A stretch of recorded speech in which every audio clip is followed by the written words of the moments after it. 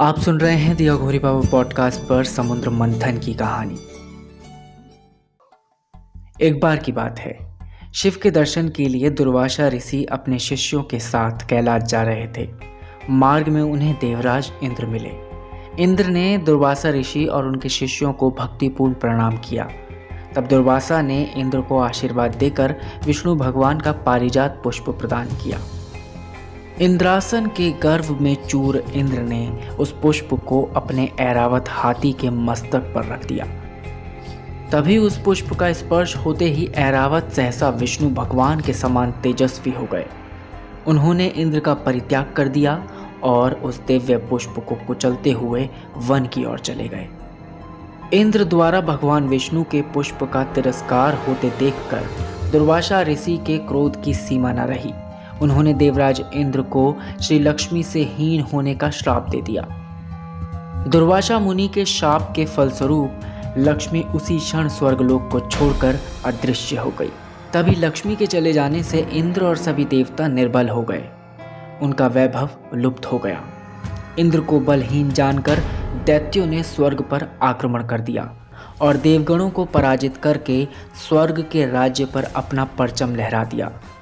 तब इंद्र, देवगुरु बृहस्पति और अन्य देवताओं के साथ ब्रह्मा जी की सभा में उपस्थित हुए। तभी ब्रह्मा जी बोले, देवेंद्र, भगवान विष्णु के भोगरूपी पुष्प का अपमान करने के कारण रुष्ट होकर भगवती लक्ष्मी तुम्हारे पास से चली गई है। उन्हें पुनः प्रसन्न करने के लिए तुम भगवान नारायण की कृपा प्राप्त करो।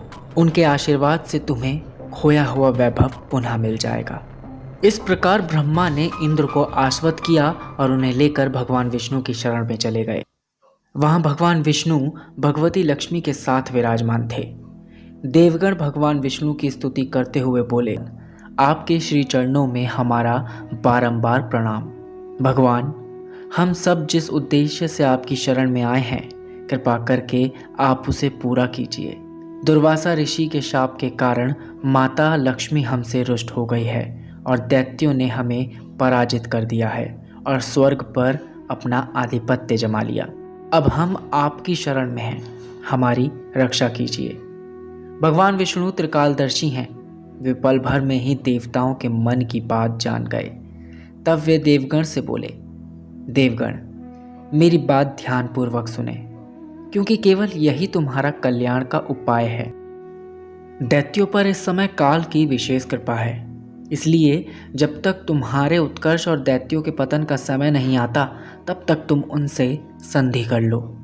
क्षीर सागर के गर्भ में अनेक दिव्य पदार्थ के साथ साथ अमृत भी छिपा है। उसे पीने वाले के सामने मृत्यु भी पराजित हो जाती है।